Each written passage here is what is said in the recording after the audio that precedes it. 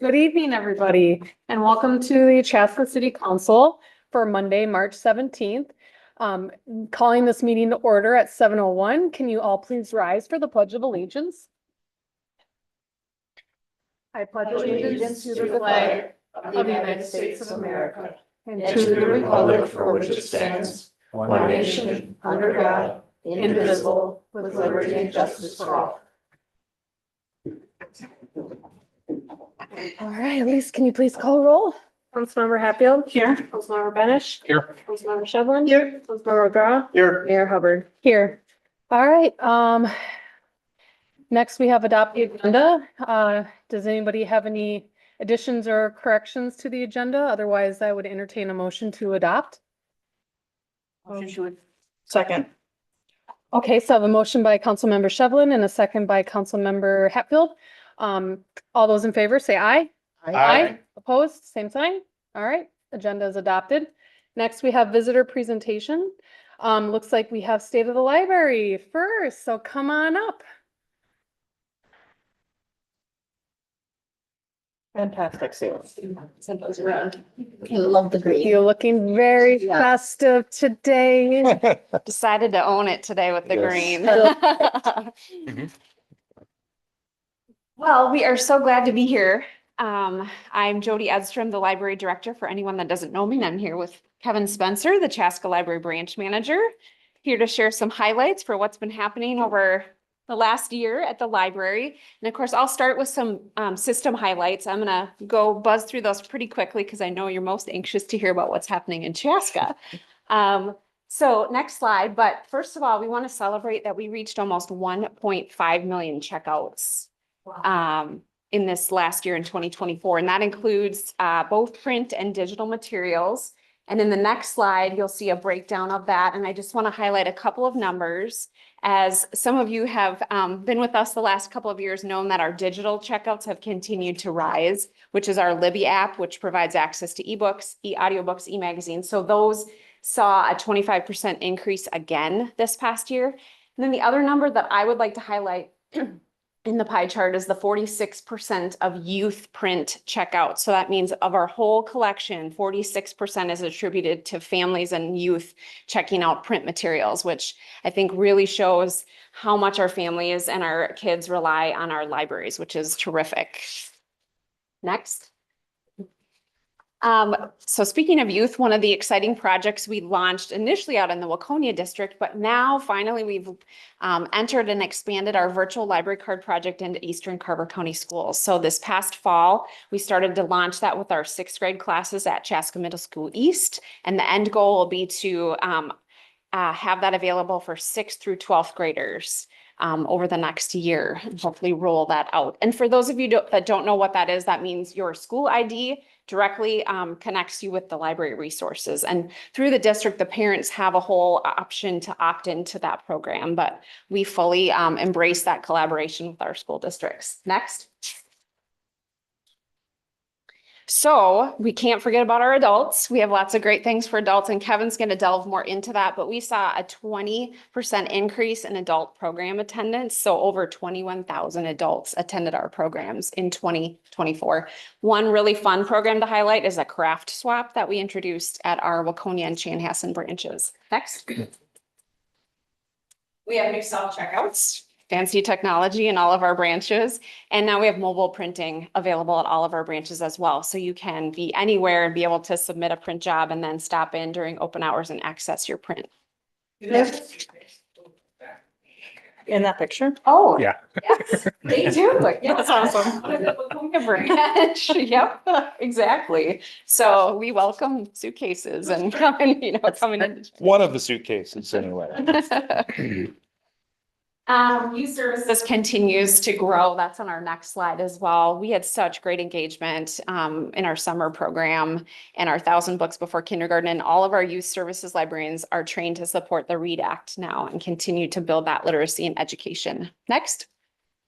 I think and next.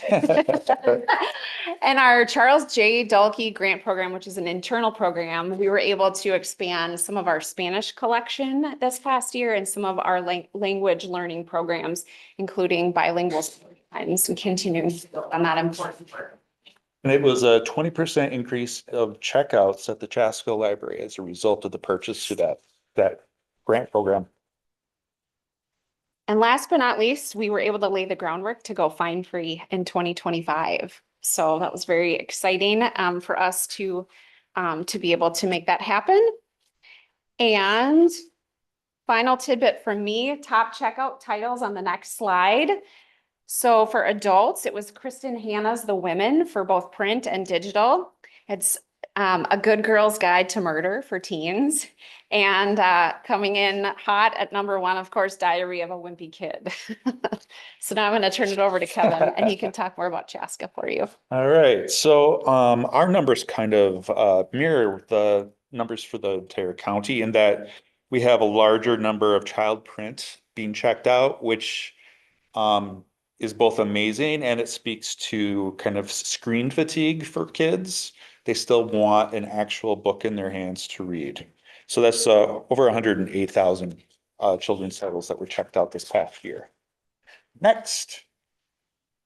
I just want to preface a few of these slides by saying that I got some help with AI. I was just gonna say. So if it looks a little insane, I'm going to blame it on the AI. We welcomed over 58,000 visitors through our front doors at the Chaska Library here. There were over 334 hours that were donated by volunteers. Over 4,204 attended free programs at our library. And library staff promoted the library to over 5,522 citizens at community events. And it's only going to be greater next year, I can tell you. Next. Story times, kind of the bread and butter of the library.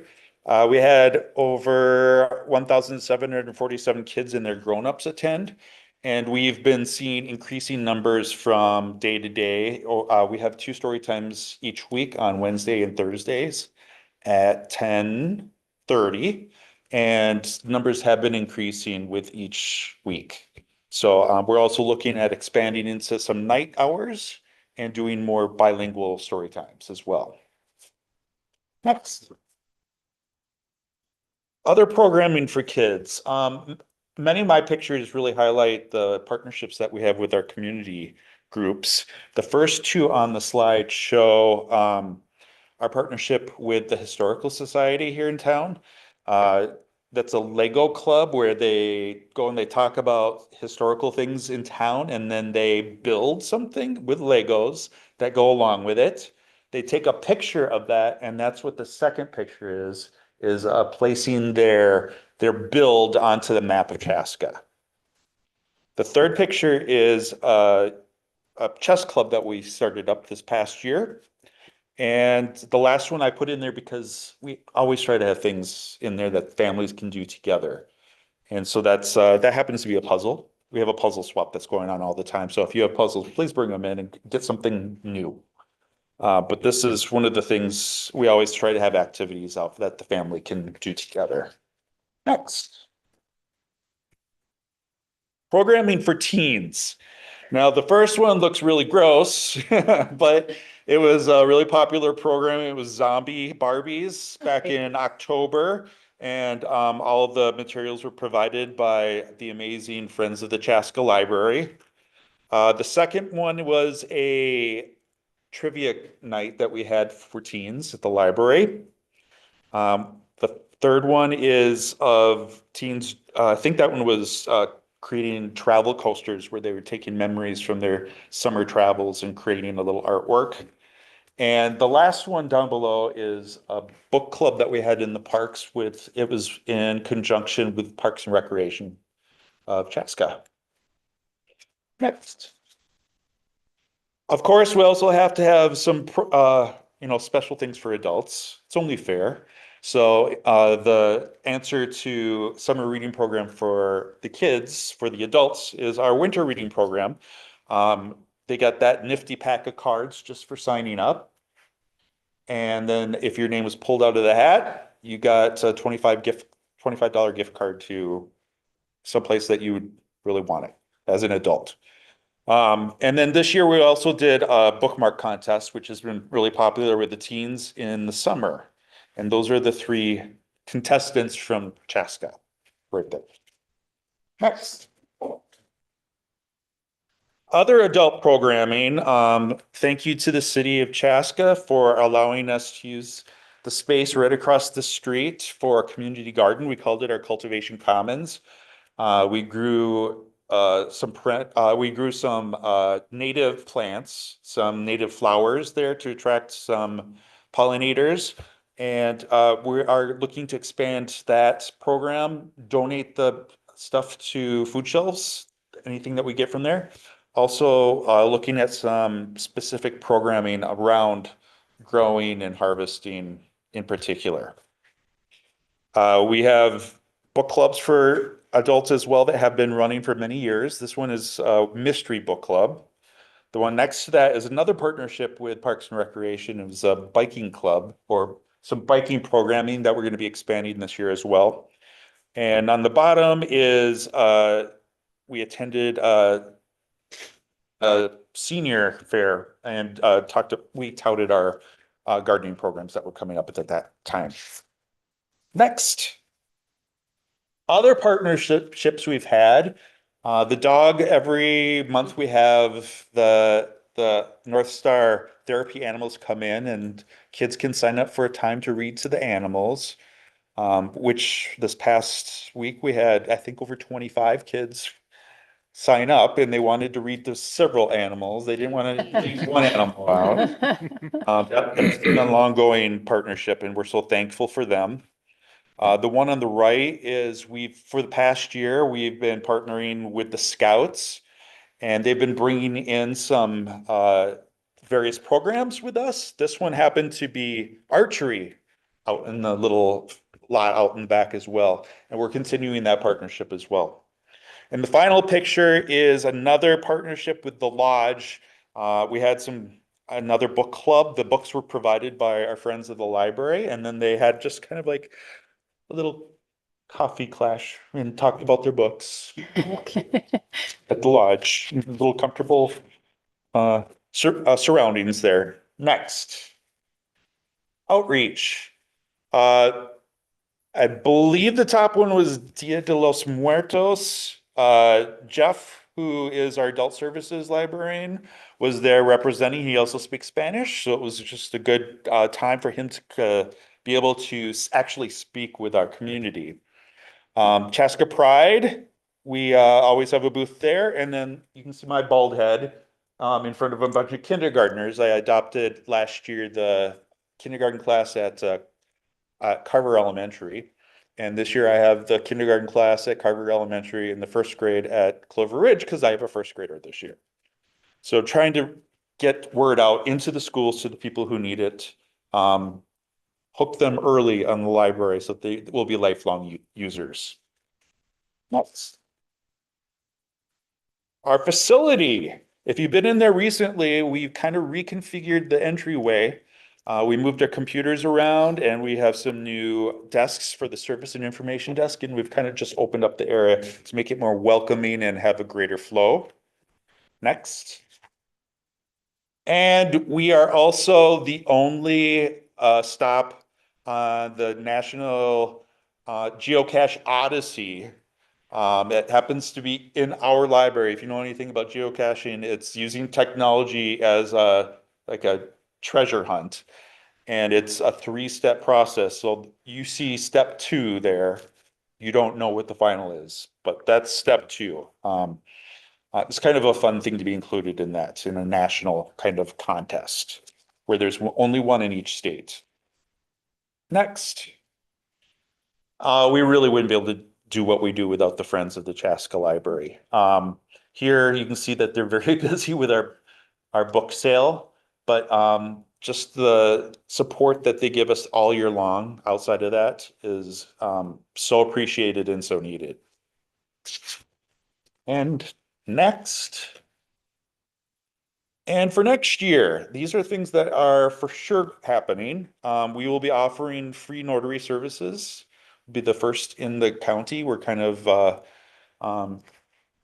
trying it out to see how it works. We get asked all the time if we offer it. So we're like, we should do this. Let's do it. I have turned my eye to maximizing the teen, kids, and Spanish collection areas of our library after I kind of reconfigured the entryway. Kind of turned around and said, let's continue this. How can we be really effective in our space and make this more welcoming for everyone?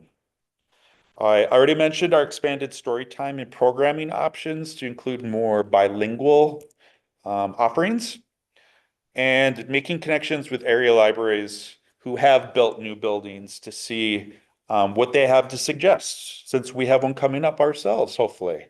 What were the best things that they chose to do, and how can we build on that? That's it. Any questions? Does anybody have any questions?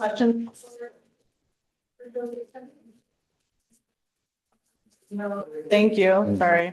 Because you guys do a great job and I always feel very lucky. Not that I get like a lot of opportunities to brag about librarians, but when I do, I brag about you guys. How amazing you guys are. And I just really feel lucky, both of you, to have gotten, Kevin, we spent some time together last year, I think it was, getting to dream a bit and just, I got to learn about you and that was amazing. And of course, Jody, and I just feel very lucky we have you guys. So it's very exciting to hear this. And one thing I learned, I think the last time you guys were here, maybe, about Libby, and it's made me think, is that it counts as a book checkout and you only get so many checkouts of each book when you check something out on Libby, right? So I'm always very mindful now, because I was just like, I want this book on Libby. And then I learned that and I was like, I'm being more mindful. So now I'll like put it, if I don't have time to read it, I'll put myself back in line later. So a little tidbit that it is helpful to actually read the books when you check them out on Libby. The next Only thing if is it's the women. Yeah, exactly. Yep. Or which one did I wait for a long time? I can't remember. I don't know. It's probably somewhere on the list, but I waited, I think, a year for one of them and I was like, I'm reading this. So, but yes, thank you for all you guys do. You. If you haven't had a chance to meet with me, I welcome that. I want to hear your story and what you see the community needs, and I would love to be able to dream about how the library can help meet some of those needs and help the community grow both intellectually and just with experiences. I'm always appreciate when you come. We haven't had time to meet. My schedule's crazy and it's not great, but I will self-admit that I love you when they come and talk to the library, because much to my embarrassment, early in my life living in Chaska, pre-kids, I had a thought to myself, like, what is the purpose of the library, right? And not really understanding. And then you get hooked in with kids and story time and all that stuff, and then you just see all the good and that gathering space. And because you just talk like, well, technology and people aren't using books, but it's like, nope. Still, people find places to go, to quiet spaces to study, to read, to just get away from, you said, the screen. So I'm always appreciative. I say that every year because it embarrasses me that I thought that a long time ago, but it is. I guarantee you there's someone who's probably listening and wondering the same thing. And that's why I say that, because on the surface, you're thinking like, well, where have libraries gone these days? And they are still very vibrant in a community gathering place. Libraries are one of the few third places where you're not expected to buy anything. So home, work, and then you have a third place where you can go. A lot of people consider that third place. They're also their work. So we do have people who do have like a little business that they operate from their own laptop as they sit in the library. So yeah, it's so much more than the old librarian with the bun shushing you as you walk in. We want it to be vibrant. Really great, all the kids programming too. I have little ones at home yet, and it's really nice. They don't have preschool every day, or they need to get out, and we have an au pair. Au pair can just bring them, and they go to story time, or they do little art projects, or they play with Play-Doh or something. It was the other day, but Hey, yeah. these huge smiles on their face that they were able to get out and meet a friend. And Yeah.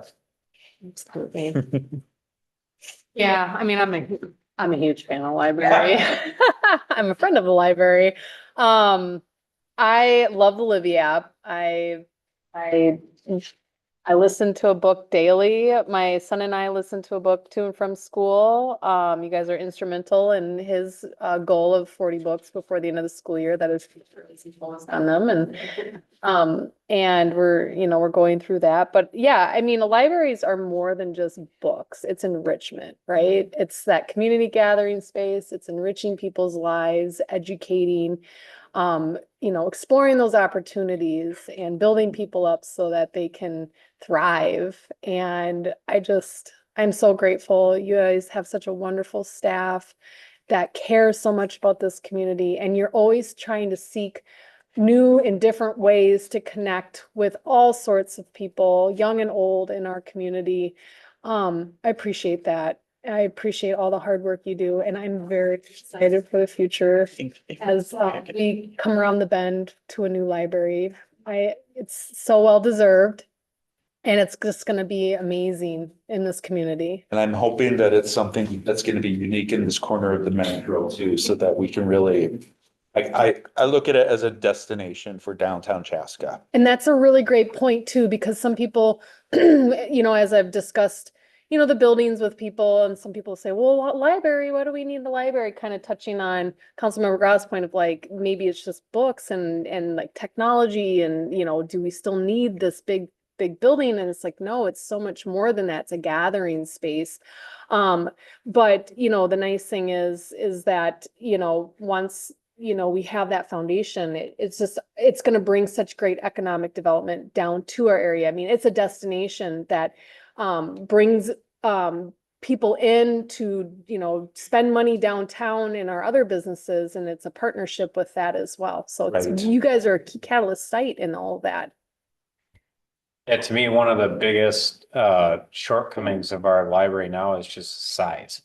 And if you look at Chanhasen's library with the space that they have in there, it's more than books, it's programs. It's about the people that you bring together. And if you don't have the space, you can't have the programs.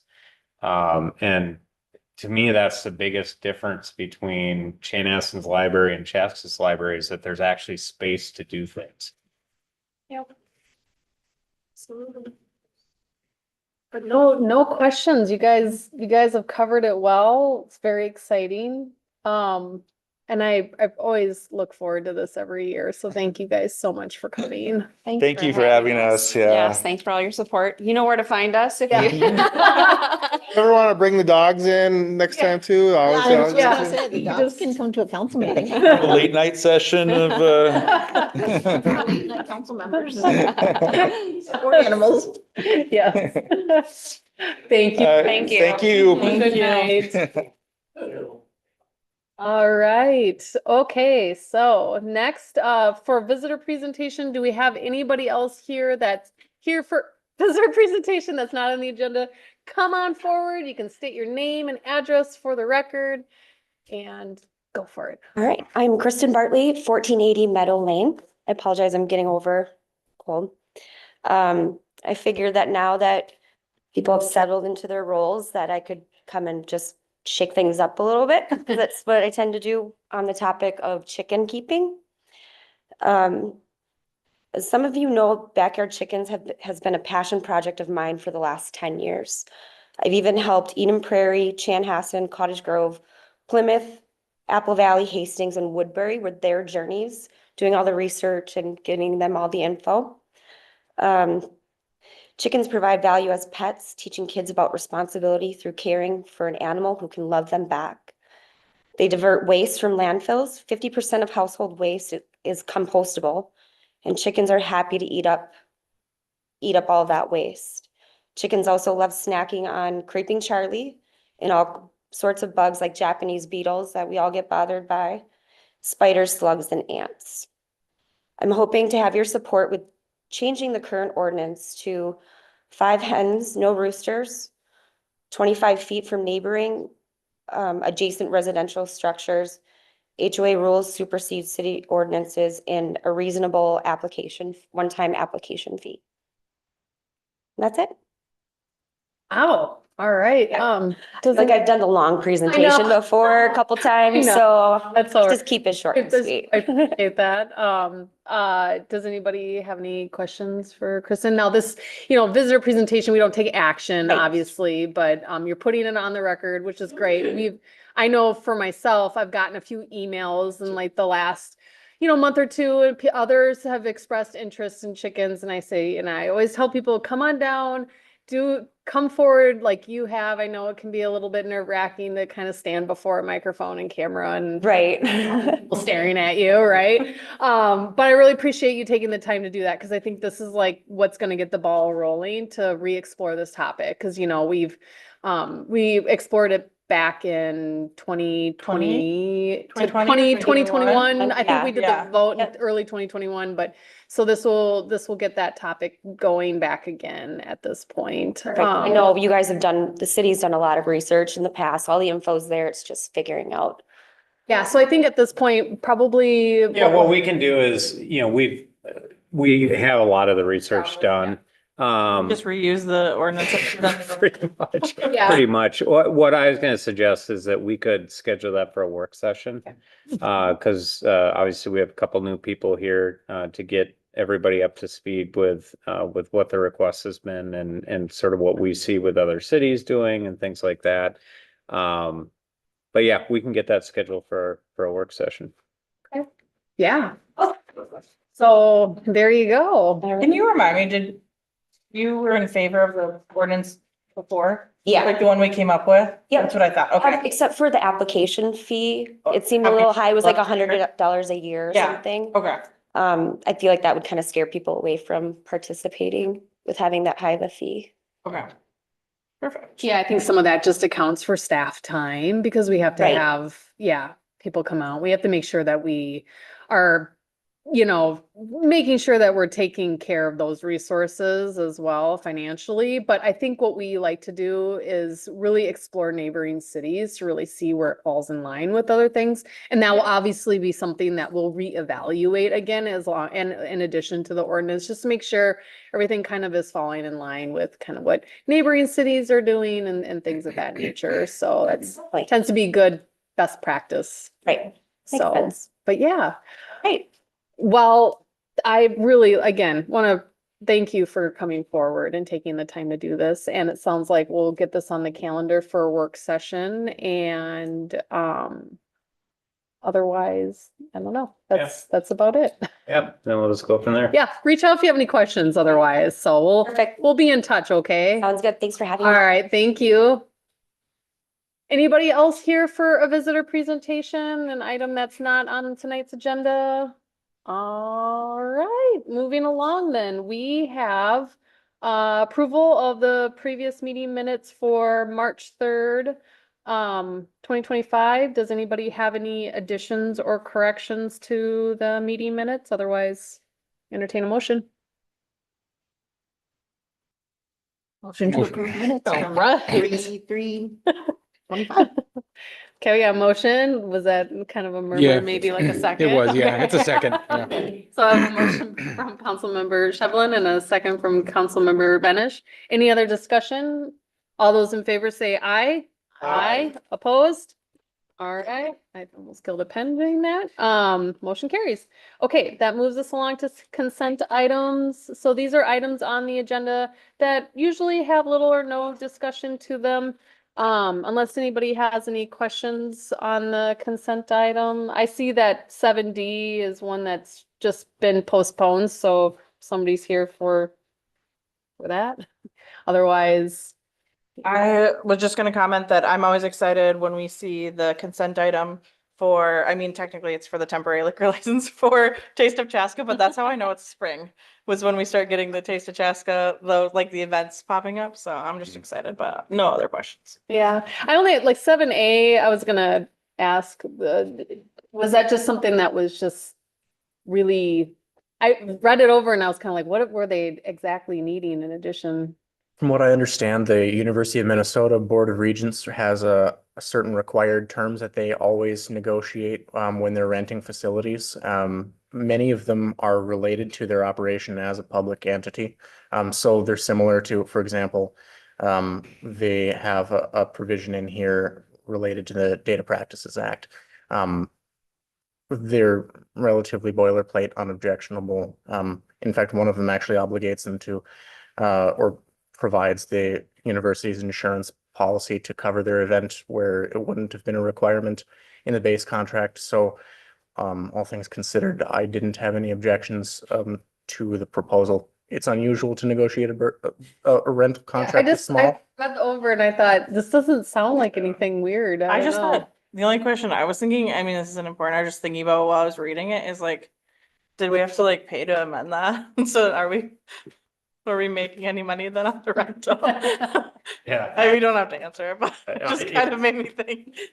Anytime. 'cause The answer is yes, Okay, but, you know, it's, you know, this is a good, these are the types of events Right. we want to have at the Yeah. community center. It makes sense, but I was laughing to myself because I do know what it costs to update a contract sometimes. Yeah, no, no doubt.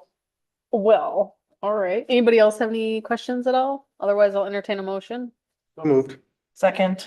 All right, so I've got motion from Councilmember Gra and a second from Councilmember Hatfield. All those in favor, say aye. Aye, opposed? All right. Moving us along to 8A. Approve Fishing and Friends Letter of Intent for Seed Funding.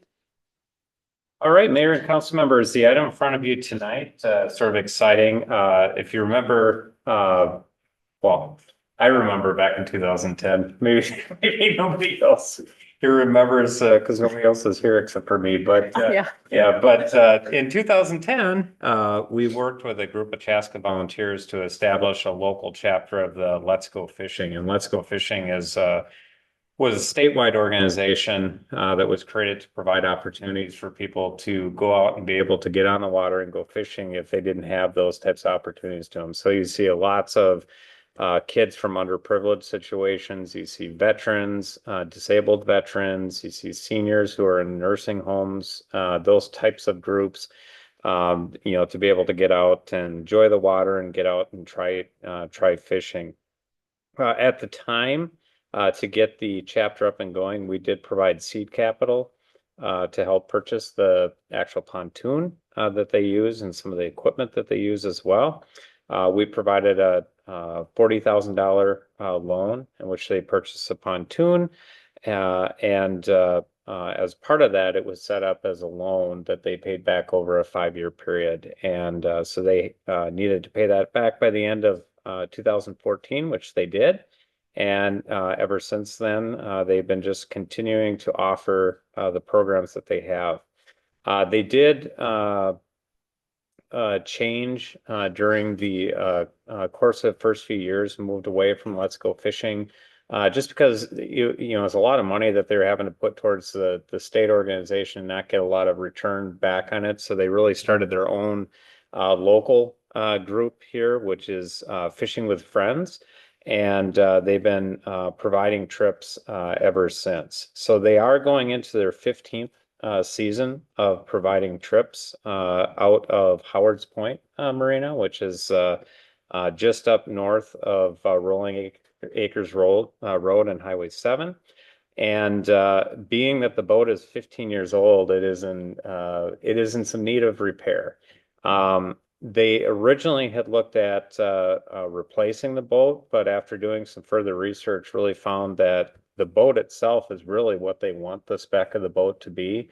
What it really needs is it just needs to get overhauled. It needs new floor, carpeting, seats, you know, engine, those types of things that go into it.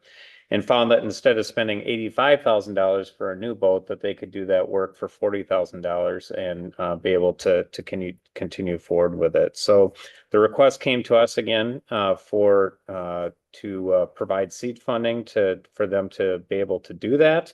And you'll see attached to the staff report, I did put together a letter of intent that sort of lays out the conditions with it, but basically really similar to the conditions we had the first time around, where set up where we'd provide the seed funding.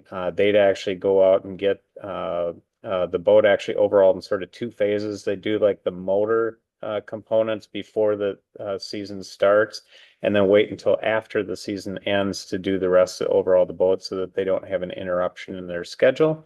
And then they pay back over a 5-year period. I'm seeing if there's any other things that sort of stand out here. Basically, what we asked of them is just to continue to work with us. Our Park and Rec department utilizes Fishing with Friends quite often for programming that we have, which is really appreciated. We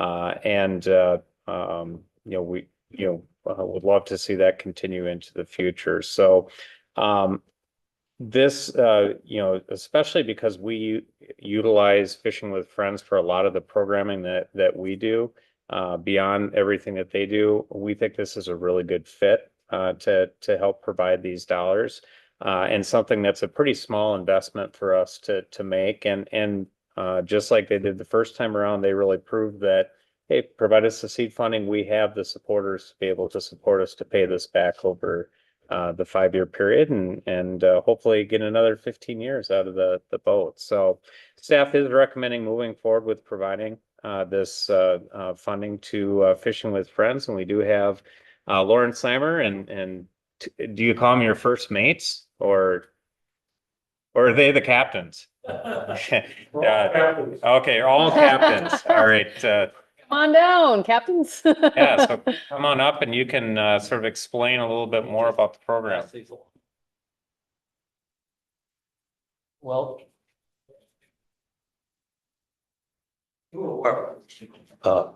busiest captains, Gary Sorensen and George. George Rossiter. Any questions to begin? What? Let me Go ahead. talk. Sure. Oh, Thank you. Wow, thank you. very cool. Thank you. That's awesome. Our pontoon boat. One of the main things we do is take people out on Lake Minnetonka on our pontoon boat. That is really what we started doing in the beginning and what we're mostly known for. But one of the first things we started also was what we called at that time a youth clinic. And we would get people together in a room and with kids, and we teach them how to tie knots and the other things that they would need to know to be angling. And it's really easy to get kids interested in fishing. But we soon learned that if they are going to continue to fish, they need to have an adult. So we changed our whole program, and we now have what we call family fishing. And we do a family fishing event. It'll be the first Sunday in June every year. This year it's the 1st of June at Fireman's Park, and we have tents, and the DNR comes, and we have other people that come in and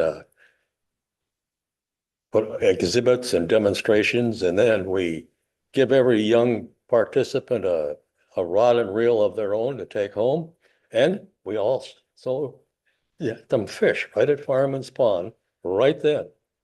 But every kid that comes has to bring an adult, because the idea is let's keep the kids going, and it's worked out very well.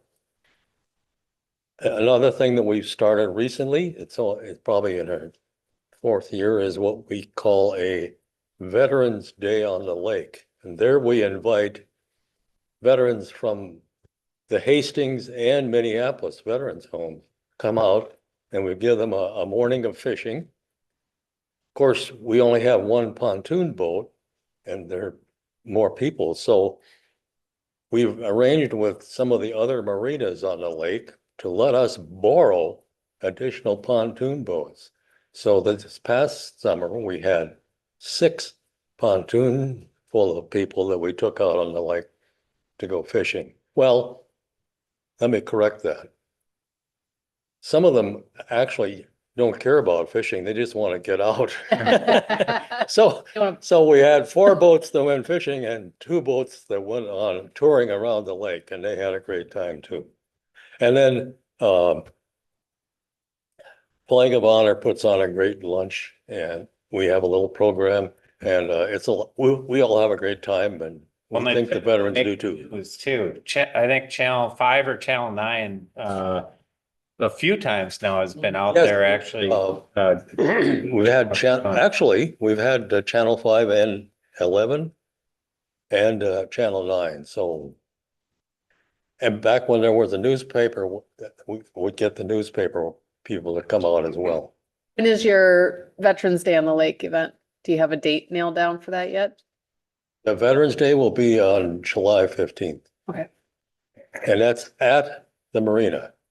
Howard's Point, one of the marinas that loans us boats, and they let us use their facilities. So it's a lot of fun. But if you have any other questions, we can answer. We'd be glad to do that. Also, we have night cruises. You know, all of you guys can go on if you just sign up for it. Oh, all right. It's a lot of fun. Go to our website. I was seeing that, is that the Wednesday nights? Wednesday nights, Wednesday yes. Wednesday nights. Yeah, I didn't know about that. That's cool. Yeah, that's cool. I didn't know. That's me. The nice thing about those cruises is they're all free. Yes, you sign up, you show up. And now some of you might have been on cruises on the lake before, like Allen Almas. Well, I've been on Allen Almas as well, and they just go out in the middle of the lake because they're so big, they stay in the middle of the lake. When I do my tours, I stay 20 feet, 30 feet away from all the docks. I can't make a wake, but I can go real close. So you can really see the beauty of nature, the homes, the docks, the islands that are there. And if you look at Lake Minnetonka, we're on call it the west side or the left side.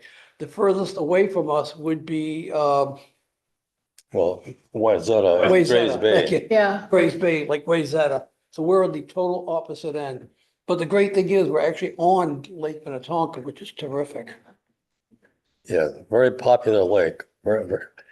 That's one of the reasons we primarily operate Monday through Thursday, because by Friday and Saturday, Sunday, it's pretty busy.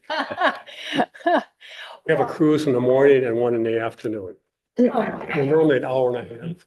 How do people sign up to? The boat, we can take 10 guests. We have 2 people as crew, a captain, and then we also have a first mate that comes along to help out. Then 10 guests. So, Very cool. and then if people have a special reason that they want to leave early in the morning or stay later in the afternoon or operate on a different day, we try to accommodate all those sorts of things as well. One of the programs from the Parks and Recreation is one that they call Extreme Kids. And in order to get all of those people taken care of, we have to do 4 trips in a day. So we start about 8 in the morning and continue until about 4 in the afternoon. That's exciting. And, Very cool. and George is usually. It's a very busy day. It is. I even did a couple times where I said, I'm gonna be there, so I might as well there's 4 trips in a row. And I did all 4. I was tired that night. That was great.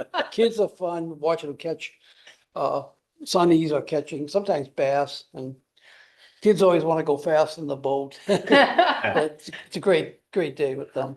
Yeah, we also have Officer Julius do it, but now Officer Martinez is doing, we have kids from Riverview Terrace that are able to go out there. And then kids with disabilities too. I didn't know, I took my son Lincoln out there and he caught is it pumpkin seed? Pumpkin? That's right. Yep. Come on. This is the prettiest fish I've ever seen, but it was really size. just colored. So it's a lot of fun for kids to go out there and. Yeah, my son did your youth or your clinic. And I was there too, because you're right, bring a parent, right? And I think what's really nice, my testimonial is sometimes your kids, it's hard to teach your kids something yourself, right? They're more apt to sometimes listen to another authority figure. And so it's so great. You had the stations and he learned about the different, how to tell of the different types of fish based on their fin and tail and color and everything. And then, like you said, tie a lure and do different things and then fish right away. And, you know, and it was great. But then the other added component was we got to take a trip out on the pontoon on Lake Minnetonka. And so we signed up and we went out there and did that. And there were like maybe 4 other boys on this pontoon, and they were all like catching fish, and my son was trying and it wasn't happening, and he was getting a little discouraged because it wasn't going for him. But then at the end he got this huge bass and in the smile on Oh, his my. face, it was just totally worth it. Not about quantity. it's Yes, quality. it was like this big, Oh, boy. big fish, and he was so excited. And so I appreciate the opportunity to give to him to have an experience like that. And just like the library before, you guys really enriching lives, and that is just so important. So thank you for being a part of this community and doing all of this good work. Everything's free in the boat to use, the rods, reels, bait. You give them a little treat, some water.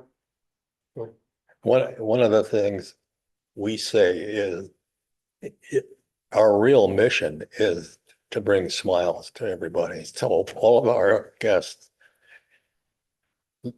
kids, seniors, veterans, always leave with a smile. How do you get your funding? Like, is there somewhere people can donate? Sorry, I have a hearing How issue. do we get to funding? Well, it's all donations from local service organizations like the Chaska Lions, Carver Lions too, I might add, and Victoria Lions. But we have a number of private donors, not much, but it's expensive to be on Lake Minnetonka, I might add. Well, I started as treasurer about 10 years ago. And our expenses are almost triple what they were then, if you can imagine. Now it costs us over $5,000 just to be able to park the boat. Wow. So things are expensive. Our fundraising has Is there been people interested in donating? Do they just, successful, but it's always a challenge. Do you guys do a fundraiser, like a We don't dinner? have something like a fish fry or something like that, no. But you can go online, I see, and donate with PayPal or mail a check. So if Absolutely. someone's watching and, you know, want to donate, there is that opportunity just on chaskafishingwithfriends.com to donate. Yeah. So, I think a lot of people love the, and especially those whose maybe grandparents aren't local or can't take them out. That's, it's such a great opportunity to do something in the outside and away from the screens, but Definitely yeah. would like to invite all of you to come out with us. Should- So you can come, if there's time, we can schedule you as a group, that would be wonderful. But otherwise, you can go on our website and actually sign up your family, come out on a trip.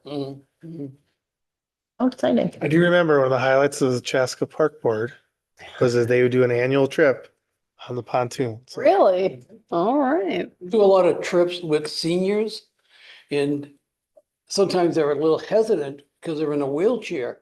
Our pontoon boat is built with a ramp, and I've had all kinds of, not just wheelchairs, but mobile stations. I mean, with a joystick, and I had one teenager, he had a nurse with him and everything.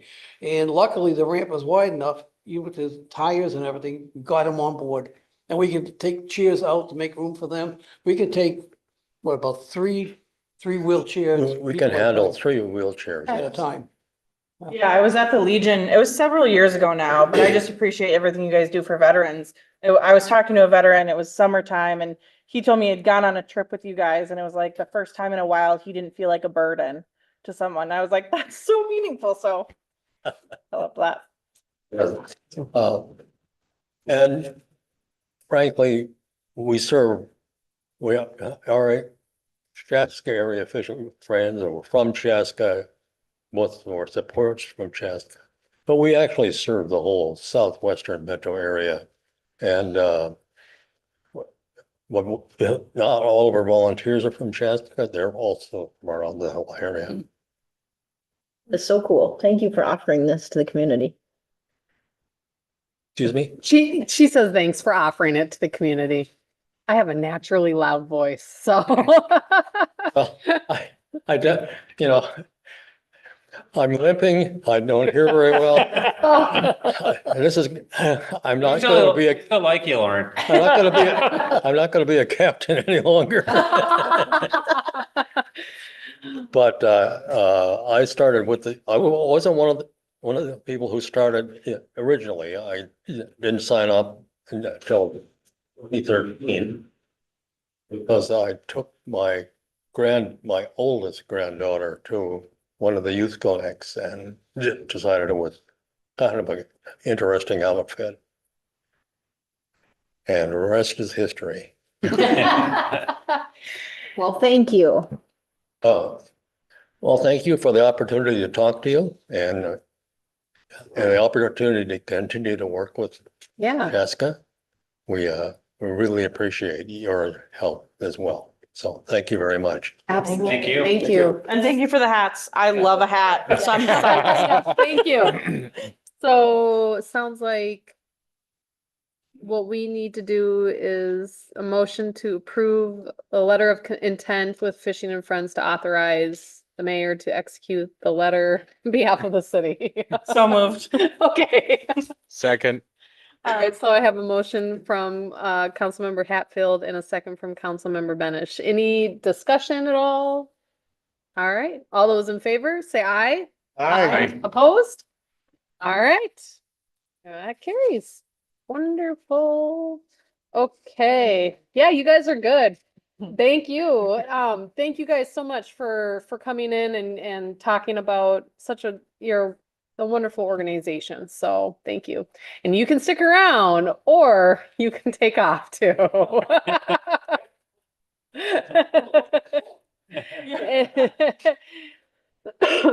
Okay.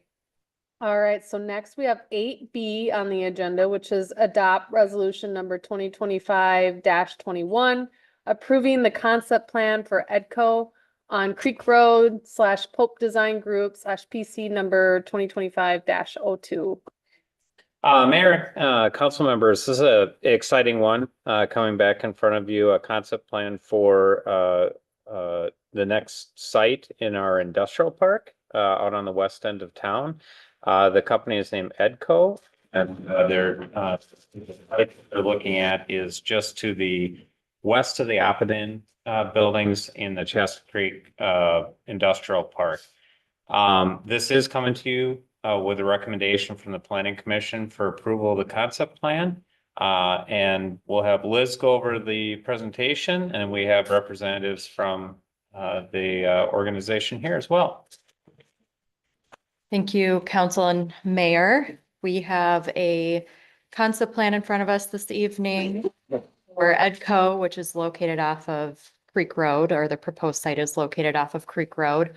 This is proposed by Pope Design Group.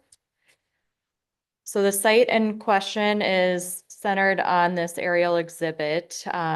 It's basically located north of Creek Road and south of Angler Boulevard, so sandwiched in between those major roads. As Matt mentioned, the site is directly west of Chaska Creek Center, which contains a medical office building and two corporate industrial buildings that were built by Addendum. Other adjacent users are what it will be the future public works site for the city of Chaska, which is southeast of the site on Creek Road. We have rural residential lots just to the south of Creek Road across from the site, which are located in Chaska. And then we're on basically a corner of the city limits here, but Dahlgren Township abuts the west side of this site. And then we have Laketown Township that abuts the northwest side. We are at the first step in the three-step review process for development applications. So we'll have two other chances that this will come before us. This step is the concept plan, so it's more of that general overview, high-level analysis, and starting to identify concerns or any issues to lead into the next steps. So with any concept plan application, the applicant is required to hold a neighborhood meeting prior to submitting their concept plan. So they conducted that on January 30th of this year. They had 4 attendees at that meeting. The questions centered around water usage and wastewater of the proposal, potential truck traffic, and screening on the west property line. So those remind me, because I'm familiar with that rural residential, how many properties are in that space? So it's 4 attended. Is there, how many residents in that 500 roughly? I'm just curious what the population. Yeah, so we have most of the residents to the south on Wetzel Lane. There's about 5 properties there. There's one that's directly south of Creek Road. And then there is one that is directly west of this property and a few other rural residential sites as well. Just a good refresher. Just some background on Edco itself. They're a business that started back in 1946 within Minnesota, and they currently have 2 sites located in Hopkins, Minnesota. One of their sites will be relocating to this new site in Chaska, and then one will stay in Hopkins. So their distribution warehouse will stay in Hopkins, and then their site that contains most of their office, production, and warehousing uses will be the piece that moves to Chaska. So they're a company that specializes in metal fabrication for exterior building materials, and they're one of the largest manufacturers of pre-finished metal siding and roofing. In terms of the site that they're taking a look at, it is one parcel that comprises roughly 28 acres of land owned by the Haskin family. It's currently zoned rural residential, RR2, kind of like the other properties to the south of Creek Road. It currently is used as farmland, so it's a big open field today. There are known wetlands on the site, both on the north and south sides. That will be important in the subsequent steps. There's also an electric easement that runs along the north property line that's 20 feet wide. And then the Haskin family, which owns the site that Edco is proposing on, they also own the property directly northwest of this property that we'll talk about a little bit later. Just a few views into the site, both from Angler Boulevard, which is the top image, and then on Creek Road looking north. So you can see some of the existing vegetation along Angler and then kind of that open feeling along Creek Road there.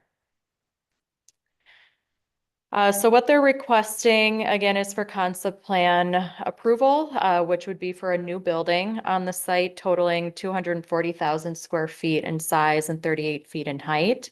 They're also proposing a potential building expansion with the building totaling up to 120,000 square feet.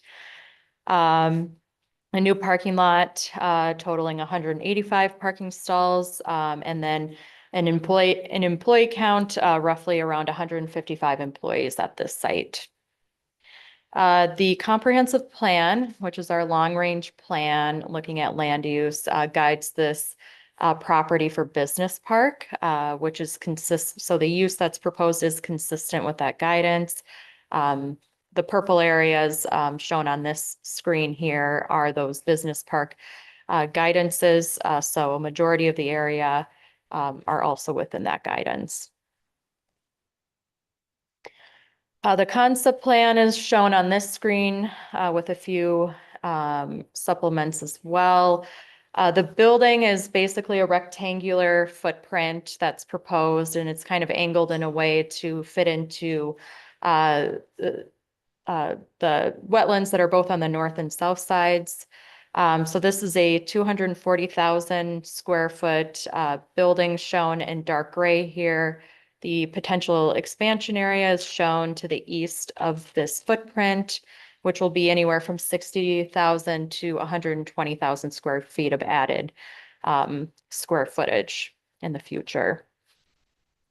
They are proposing vehicular access directly onto Creek Road, basically on the west side of the site.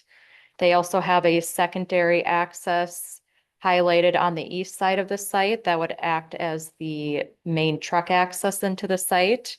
And this access, they do intend or hope to construct that with the onset of the development, but they have to go through potential wetland mitigation, but there might be some avenues there to explore in terms of that too. But that is the intention, so that they have kind of individualized vehicle or employee access and truck access into the site. The parking lot is shown on the west side of the site and west of the building, which is closer to where the main entrance is oriented on the building, kind of on that northwest side in red here. And that'll total 185 parking stalls. They'll have to go through a more extensive analysis in the preliminary to show how they meet the needs of the employees there, but also how they could meet parking code on site and proof of parking if it goes above and beyond what they need. The loading dock and shipping yard area is shown on the northeast side of the building and site here. I know they're starting to look at other orientations of that loading space on maybe the south side of the building, which is also a staff comment too. With Angler Boulevard being a high trafficked road and very visible, it seems to make sense to look at the south side of the site and building to orient it away from those more highly visible areas. Landscaping and screening will obviously still be an important component that they'll. That would match up more too with some of the other buildings. I mean, they're not oriented exactly the same, but it'd more look like a lot of the other ones there. Correct, yeah. Okay. Yep. Bringing back the Haskin property that's to the northwest of this property, being that the family owns both of these properties, one of the things that'll need to be looked at a little bit further going into preliminary is access opportunity to that smaller 2.5 acre property that's northwest of this one. Due to spacing requirements from the intersection and what the county will probably say in terms of providing enough spacing, we are asking that together this site look at access opportunities potentially through their site or other ways, so that that's not an afterthought as this project continues to move forward. And then lastly, because there is residential immediately to the west here, screening will also be really important on this west side.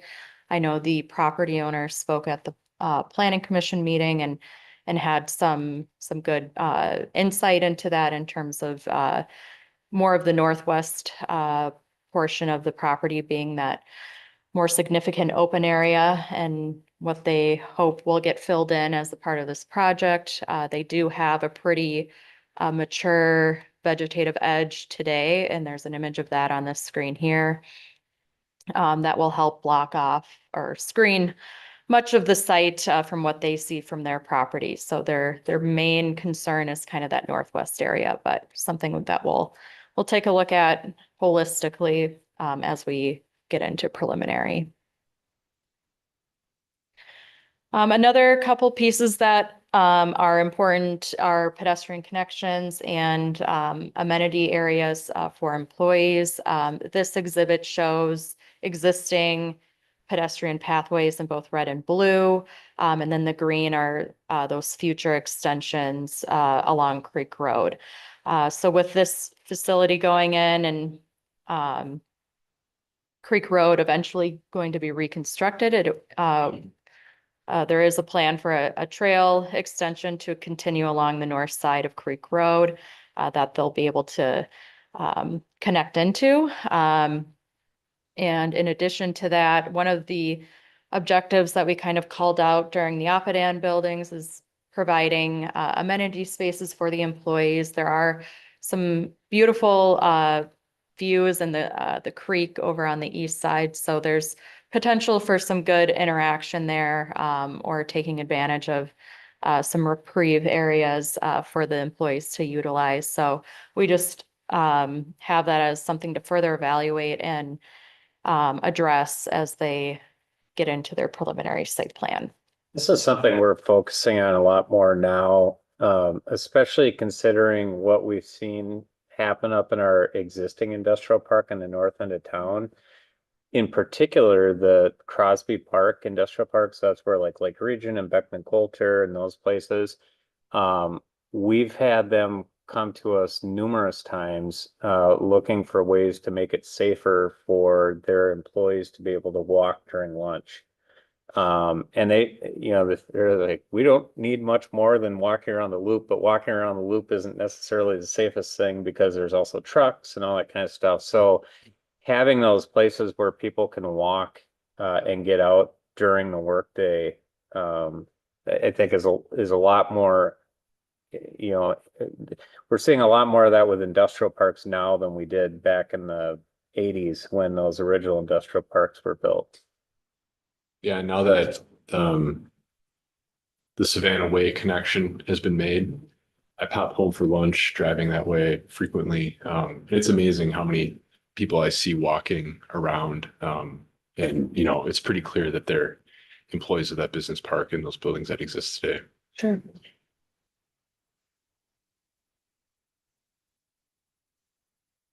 In terms of the building design, again, they're proposing a rectangular footprint, roughly 38 feet in height at its tallest point. The front entrance area will kind of have more of that emphasized articulation with windows and accent metal to help call that out a little bit more prominently. But the majority of the building would be precast panels, concrete panels with some ribbed banding detail just to provide a little bit more detail to the concrete building. So they'll have to meet our industrial design standards, and at this point in the process, it's just calling that out as something that they'll have to come back and show how they meet that in preliminary. Just a zoomed in view to the front of the building or the northwest side of the building or front entrance. So just to reiterate a couple things for them to work on towards preliminary, parking, being able to show a proof of parking exhibit, as well as a parking summary, kind of establishing or elaborating on the need for the facility and for the employees, both for the existing and for the future needs that they plan with a potential building addition. Looking at the reorientation of the loading area to the southeast side of the building, working on the screening and buffering within the landscape plan, both for the parking areas as well as the loading areas, and using berming where applicable. Pedestrian gathering areas and connections, access opportunity to the 2.5 acre Haskin property, working on their wetland mitigation and impact plan and their overall stormwater plan, both for proposed and existing, or proposed and future needs for the site. So with that, we're asking you to make a motion this evening to adopt resolution number 2025-21, which is approving the concept plan for Edco based on the conditions that are listed within that document. I'm happy to answer any question. And as Matt mentioned, we do have the representatives here from both Edco and their design team. Does anybody have any questions for staff or for Liz? I mean, I did some research on you guys and kind of the products that you make, and you do, it sounds like exteriors to buildings, and like I saw gutters and maybe things that residential would use, but mostly, commercial property. So it's interesting to see some of the like the riveting concrete and stuff like that you're incorporating into your own building as you think about that. And I thought that was kind of fun. But it's exciting that you're exploring, move to Chaska or a relocation, I should say, stay in Hopkins too, but relocation to Chaska and part of our industrial development plan for the southwest corner. Yeah, would you like to come up and speak at all? Or no, he's like, I'm gonna sit quietly in there. Anybody? Bueller? Yeah, roll the eyes in the back of your head. Yeah, I was just saying, I did some research just to understand about the company, and it's kind of cool what you do, and that you would incorporate that into your design, but I don't have any This is questions. the part where you get to show and tell. Yeah. So come on down. Sure, you'd like to. I'm doing, yeah. Sure, we have no prepared remarks. It's okay. Okay. I didn't have a question, it was more a comment, so yeah. We set a pretty low bar, so We're very excited about expanding our business. It's been growing. Should introduce yourself quickly. I'm John Oh, Lewis. yes. Sorry, I'm John Lewis. I'm the CEO of Edco. So Edco is family owned, not my family, unfortunately. But it has been family owned since its inception almost 80 years ago. It's owned by the Edwards family. And it's just three third and fourth generation family owners, and they intend to own the business hopefully for multiple generations going forward. So we're very excited to be looking at this expansion. We think it's an ideal site. We think it's the Chaska is an ideal community, and I got nothing. You good? I do have a question, if you don't mind. we do make beautiful, mostly we do make beautiful building products for for homes and businesses, roofing, siding, and all the trim that goes along with it. So I know you're kind of relocating. Are these going to be additional jobs, existing jobs, maybe a mix? So we have, so we've been in business for almost 80 years, and our facilities are original equipment in Hopkins. So we are ripe for a renovation and an expansion. We have a really quite a nice warehouse in Hopkins that'll continue servicing contractor customers there. But all of our manufacturing and office staff and distribution and product development will be moving to this facility. So our business continues to grow. So we would expect that we will ultimately have more folks. It's a move initially, but it's to enable us to continue to grow. Awesome, very exciting. Thank you. And I like that it's family owned, a lot like you were talking about some of the Beckman Coulter and some of the other industries. It's not like Target's moving in, We're in it for the next 100 years. So. It's going to be so colorful up there. You guys are going to be bright red. We have the bright yellow. I think we have some other. It's just been really fun to watch that area grow up and be added to, and we're very excited. So welcome to the community. All this goes forward. So very exciting. Thank you. Thank you for coming out. Yeah, I'll echo the same comments. It's exciting to have you guys interested in Chaska and to kind of move to expand out here. It's great to develop that area. That was the dream. So it's nice to see it realized, and have great companies. And I like that you guys are family owned. That's wonderful. Kind of having those sort of roots.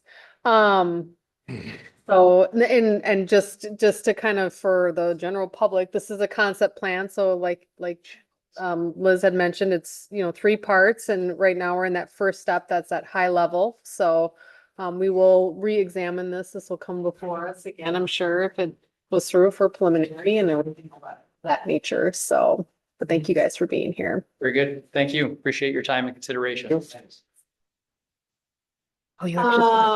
Any questions at all on, I know it's pretty.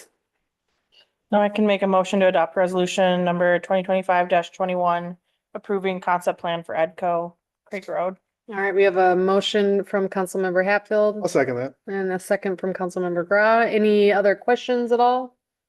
All right, all those in favor, say aye. Aye. Opposed? All right, concept plan, passes.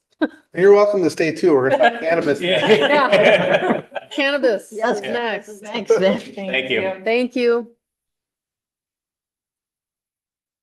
All right, that brings us along to 8C, items related to cannabis and public smoking.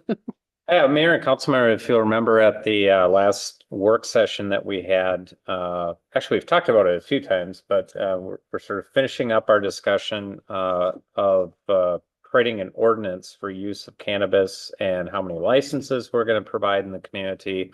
And then we also talked about, when we get into public spaces, smoking in those areas and some of the preferences that the council had expressed to address that as we look at this ordinance as well. As we talked about in the work session, the state is gearing up now to start issuing licenses. They've gone through the process, or in the process of a lottery right now to determine who's going to be eligible for licenses. And then people will be able to go out into communities, decide what communities they want to go out into and see if they meet the ordinances and if there's licenses available. So this is good timing for us to have this done, because I would expect that we probably in the May to June timeframe probably will start to see things happen at the state where we could start to see businesses ramp up. So I'm going to turn it over to Elise just to sort of talk about the details of the ordinance that's in front of you. And again, there's sort of two ordinances here. One is to deal with the regulation of cannabis as far as the sale of it. And then the second one is use of it within public parks. So turn it over to you. Great, Mayor and Council Member, as Matt indicated, you have two ordinances before you, and I'll kind of go through the highlights of both of them. And these are things that you saw 2 weeks ago at your work session, but just spelling them out in more detail for you. And these are all in the ordinance, which is also attached in your packet. So kind of key components of the cannabis ordinance as in regards to public safety. So that ordinance reads that cannabis products cannot be used in public places. If there is use, it is a violation and therefore a petty misdemeanor. That was something that you as a council had the opportunity to weigh in on and something you want to move forward with. Something actually requested by our police department was that all registered cannabis retailers will provide video and audio surveillance equipment. That was requested by our police department, and will help with that public safety aspect of it. And then also under public safety is compliance checks of cannabis retailers will be conducted at least once per year. And this is something that the statute allows and that we have added to the ordinance. With regard to retail registrations, this is another area of the statute where local municipalities have the ability to weigh in and make a decision on. So while the license itself will be issued by the state, we can ask that a retail registration will be required in the city, which is what the ordinance dictates. The maximum number of retail registrations, the way we have it written in the ordinance, will be limited to the minimum number of registrations required by the state. We left that verbiage like that so that if things change at the state level, then we don't have to go back and necessarily change the ordinance. Sure. How that state statute reads right now is one retail registration per 12,500 in population. So we are required right now, with our current population of about 30,000, to have a minimum of 3 retail registrations. I think it's important to point out on that, that if so let's say 12,500 and 12,500 is 25,000. You're like, well, don't you have to get to 36,000? If you have one person over that 25,000, then you have to offer that third license. Mm-hmm. And then additionally, so we are requiring an application process. We're currently drafting that retail registration right now. And the ordinance allows us to collect a fee for that registration, and that will be set at what the state statute allows us to set that fee at. And then it will also allow us to collect a renewal registration when they need to renew after 1 year.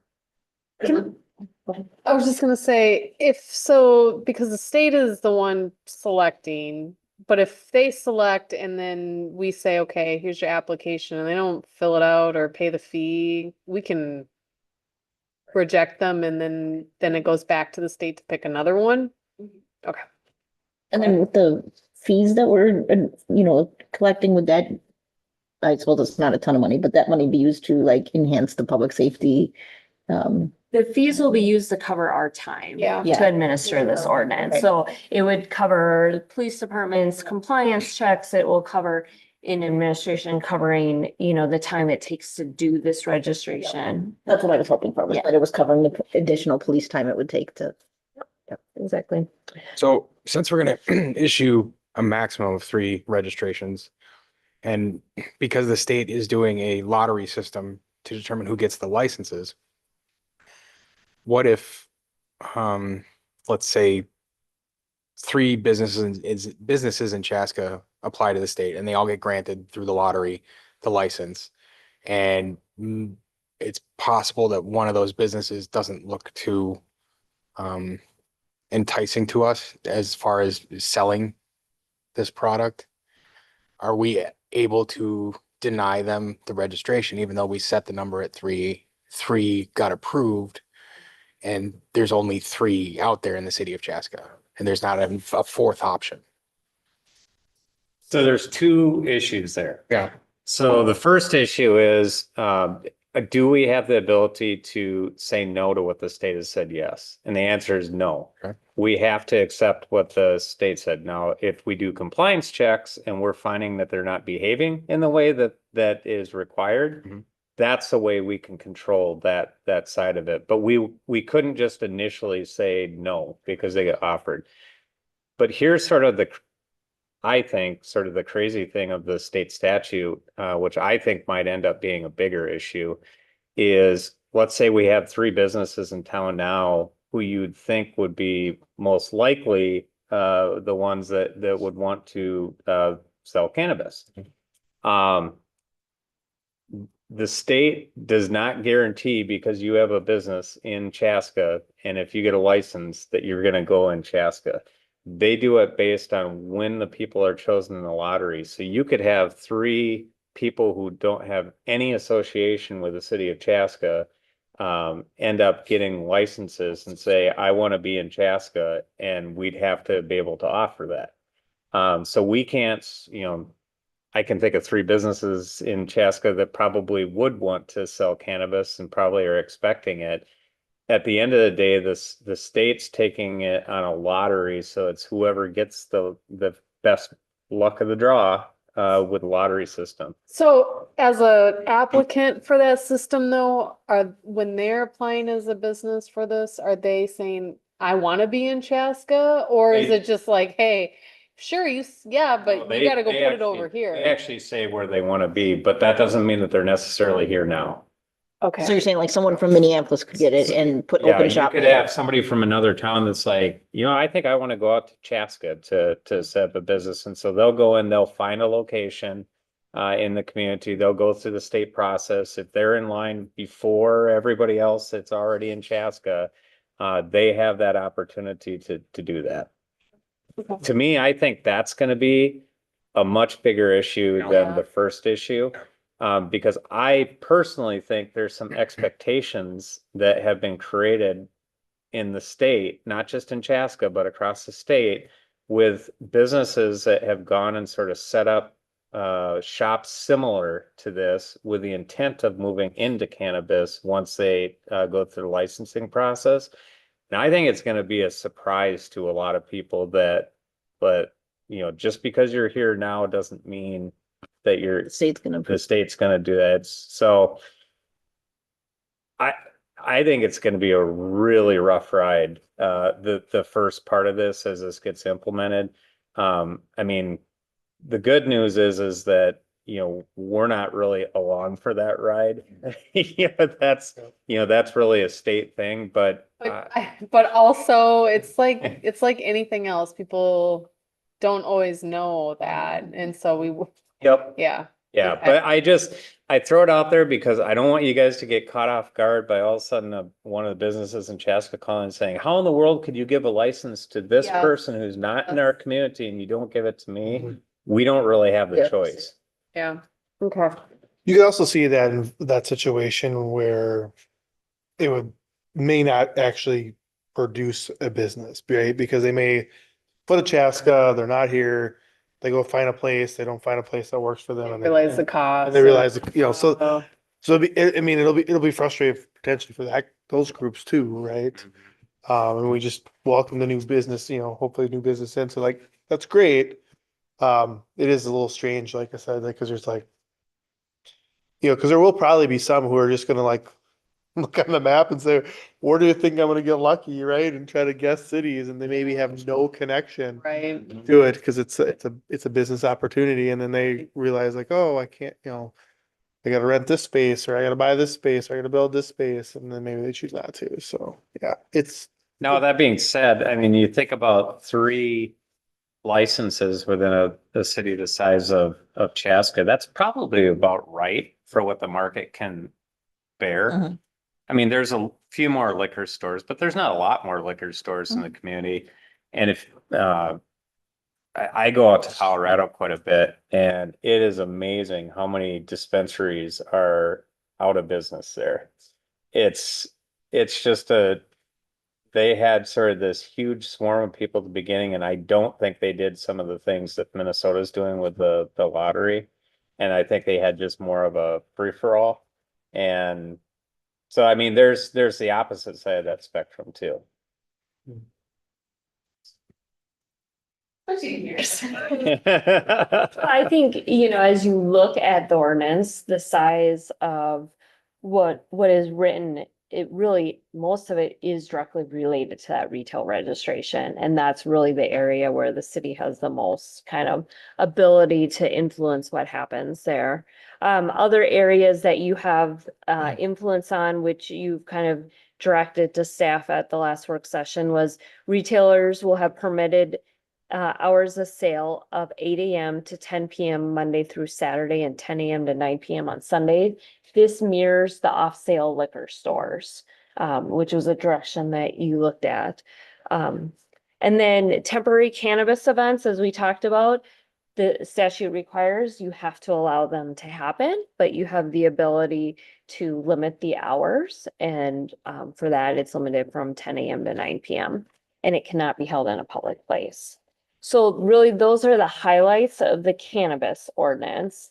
If there's not any questions with that, I'm going to jump to the public smoking prohibition, because there is, while it's separate, there are some kind of, we talked about it in conjunction because of not allowing smoking of cannabis in public spaces.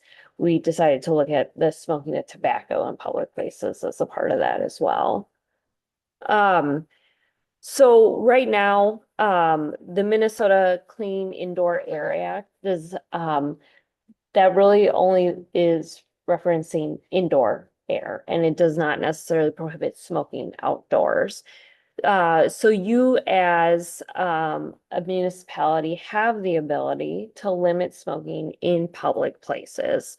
And because you're doing that, like I said, with cannabis, or that's what the ordinance is proposed with cannabis, is to prohibit that smoking in public places, smoking of cannabis.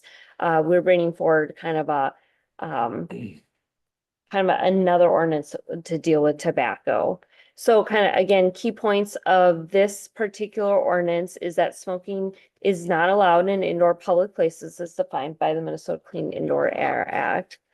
But the ordinance proposes that smoking and tobacco use is not allowed on property that is owned, leased, rented, or otherwise used by the city. And those include facilities, grounds, parking lots, work areas, vehicle and equipment, outdoor park and recreation areas. And I think that's probably maybe the biggest change from what we allow now. Currently, we allow smoking and tobacco use in our parks. This would change that. Same way with playgrounds, beaches, swimming pools, I guess the beach in this case, nature areas, recreation centers, paths, trails. The one area that we're proposing an exception on is on our public golf courses, out in the actual golf course itself. It would prohibit smoking in the parking lot, though. And then the proposed public smoking ordinance would make public smoking a petty misdemeanor punishable with a fine. So it would mirror what the cannabis ordinance allows. So with both of these ordinances, staff is recommending approval based upon, the comments that were made at the work session 2 weeks ago. So we're happy to answer any additional questions you have. Does anybody have any questions for staff at all on this cannabis or the smoking? No, I think we Outdoor. talked pretty thoroughly through it at a work session, so. Yeah, I guess that should be something that maybe gets put out there in the public, that this has been something that we've reviewed since the legislature had made their change. We've done what, I think we've at 3? least done 2, maybe 3. work Yeah, 2 or sessions. 3 work sessions in regards to this, just really kind of talking about the logistics of what we can and cannot impose as far as limitations. As we discussed, the state is responsible for the lottery system, which applies the licenses. Our end is the enforcement piece, and there are a few levers and tools that we've discussed as ways of trying to help mitigate, I guess, make sure it's successful as possible for the city. One of the things was really limiting the number of licenses right off the bat.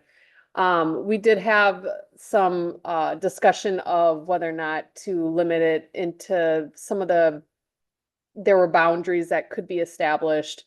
But what we found was that with the general locations of our commercial districts, that it really wouldn't be feasible, and we did need to allow the minimum, and we want to make sure that that minimum is dispersed in the community and they're not all located maybe on the same street from each other. So with geographic limitations in regards to that, we didn't pull that. But one of the things we did find was very important was to talk about the public smoking prohibition ordinance in conjunction with it, just in the regards of really just making sure that it leads to success for outdoor, when people are recreating outside, that they're not smelling that, and that, even though that's prohibited, I just think that that's just another enforcement piece that our police officers can use, when it comes to, having those discussions with the general public, as this is going to be more widely available. So. Well, it's gonna be one of those, it's not like you're gonna see our police officers out handing out tickets left and right. Yeah, I think smoking sort of thing. conversations. It's to me, where it really starts to come into play is when you have things like Fire and Ice, or, those types of community celebrations that bring a lot of people together in one place. And, some people saying, I don't want to have to experience that, or I don't want my kids to have to experience that. I do think that it'll get us to start thinking too, is do we need to designate certain areas? If we have people that, want to smoke or whatever when they're there, to think about how we sort of handle that so that we provide those opportunities, but also not infringe on people not wanting to be around it if they don't want to be around it. So. Yeah, thoughtful. Are we gonna create some signage for the parks and other areas that, okay, so that it'll be widely known that you can't smoke here? Yep. I think the other thing we were, Ryan and team last week, was there was a class they could take to be better prepared to identify people who had overused. So we should also encourage that part.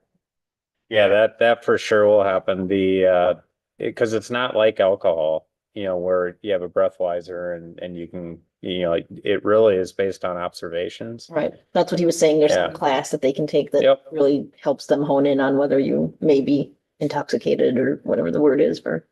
Hi. Impaired. Impaired, yeah. There's a difference, I know that. Okay. You can have one sip of alcohol, you're intoxicated, but if you're impaired, you're over the line. Oh, So that's- whatever that line may be, Okay. so, yeah, Good to know. yeah. So yeah, so with that, does anybody have any other questions or commentary at all? Otherwise, looks like there are two different ordinances, so let's first talk about ordinance number 1056 here, which is the I'm looking at the ordinance itself. Here we go. Regulating the sale and use of cannabis within the city of Chaska. I'd entertain a motion from somebody. I was just gonna comment for the motion. I appreciate staff and all the time that went into research. Something new, something different, a lot changes a little bit. I did think it was really presented well, and kind of the options and kind of that thing. So just a shout out. You do good work on all the things you do really, but I really appreciated that. Not an area that I was an expert. I'm still not an expert, but it was just really well thought of and kind of presented well through those work sessions to kind of get to an end result. And with that, I would make a motion. All right. And I'll second. Okay, so we've got a motion from Councilmember Gra and a second from Councilmember Benish. Any other discussion in regards to the cannabis piece of things, the ordinance? Otherwise, all those in favor say aye. Aye. Opposed? All right, so that ordinance is adopted. And then we have the next one is ordinance number 1057, which is the, God, I keep clicking on the actual ordinance itself, which is approving the Chaska smoking and commercial tobacco use ordinance. Entertain a motion. I'm entertaining a motion to adopt the ordinance. Okay, so I have a motion from Councilmember Benish, Second. a second from Councilmember Hatfield. Any other discussion? All right, all those in favor say aye. Aye. Opposed? All right, ordinance is adopted as well. Perfect. Thank you. All right, that moves us along to bills. Does anybody have a question on a bill? No question. A similar comment to my consent comment is that whenever we start buying all the resale for the golf shop, Oh. I also get excited. And there was plenty of that on there. Yeah, So there is. I was like, Yeah, there yes. is. Yep. You're starting to stock up. Yep, I was There- like, this is good. There's Yeah. a lot. Town court. You know, it's Ah, always it's- really weather dependent, Yep. but I would like to say historically, they're pretty, like, they want to make sure that the Yeah. course is really Oh, good. it'll be open, Early mid-April usually. yeah, I would say on average, it's right around April 10th. It was so nice last Friday. I was like, they've got to be Oh, I know, wanting we to- were talking about Yeah. that. It was nice. Yeah. Oh, got a golfer over here. Yep. If you want to get early golfing, go to Shadowbrook. Yeah, yeah. Yeah, I was gonna say they've I've been golfing. I've seen pictures. I think you could- I don't think they stopped. I think you could golf in every month Right. of the year at Shadowbrook Yeah. this year, so. I like to keep my wrists from breaking, so Yes. that's, Yeah. ground's still a little hard. So. Shadowbrook's over in Shakti, right? No, it's Or on just Lester Jordan? Prairie. Oh, Lester You Prairie. gotta sometimes bring like a little hammer to get your tee in, but a Stonebrook. little mallet, Yeah. but you can do it. Yeah, no, it's exciting. The snow going away, grass drying out. Until Wednesday. Yeah, So, they'll come back. Yeah, we'll see. See. Debbie Downer down there. They're gonna be back for another 9 months. Okay, Sorry, we we got got off topic. Okay, does anybody We digress. have a question on the bills? If not, I'll entertain a motion to approve them. Motion to approve the bills. All right, all right, so a motion by Councilmember Hatfield and second by Councilmember Shevlin. Any other discussion? All right, roll call, please. Councilmember Hatfield? Yes. Councilmember Benish? Yes. Councilmember Shevlin? Yes. Councilmember Gra? Aye. Mayor Hubbard? Yes. All right, that moves us right along, to other business. Councilmember Benish. I really don't have anything, but thank you. That's okay. Yeah, Sometimes no happy report. Happy St. Patrick's Day. Here we There you go. All right, sometimes no report is a good report. All right, okay, so let me look to my left, Councilmember Shevlin. So I think it was in partnership with Carver, but there was the Little Leprechaun Days last Thursday or Friday. I can't remember what day it was, but my littles went to it. Oh, And they had a great time. You paid on the Chaska Parks and Rec site, but it was held in Carver. So I'm not Okay. sure who Yeah. actually, Sure. but very, very cute for the little kids. And I thought that was fun. And then I saw spring sign up for like T-ball and all those great spring sports just come out. And so I would encourage everyone to look through if you got the brochure in the mail, because there's lots of really fun things for not just youth, everybody in that. And I think it's a great way to support the community by signing up and joining some of those teams or events.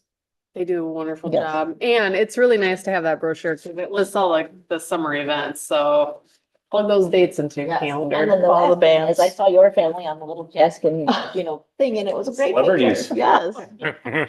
Yeah, I did receive a text message from our former mayor saying that he's like, for however many years I've been writing a letter for that magazine and he helped give advice as they got started up, and within 2 months, you're on the cover of that thing. And I was like, well, that's It's just, just I'm who just you- popular. What can I It's who say? you know, because I gotta be on the cover of it as well, so you just gotta know the right person. He's Nate was on the cover of it Were too. you? That's One pretty of cool. the early editions, yeah. You still have it? You should bring it in. We should, I'm sure we've we got should all one tucked compare away our somewhere. covers sometime. We should just bring them. Yeah, just Yeah. bring 'em in. We'll show and tell. Yep. So. Sign some copies. There you go.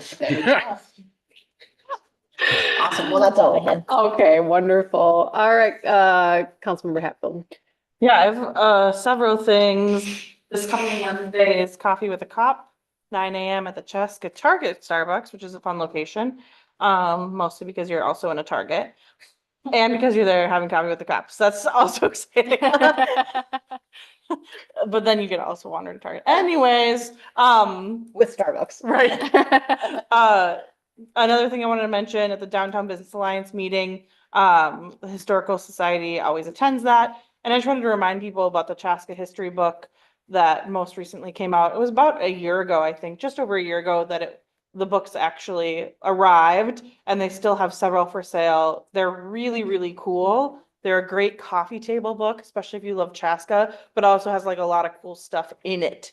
So I just wanted to plug that. Those are for sale at the History Center, and they do have Saturday hours and daytime hours. So you can go to their website. But I encourage you to, go there. It's just a cool place in general, but then also those history books are just really amazing. So I wanted to plug that.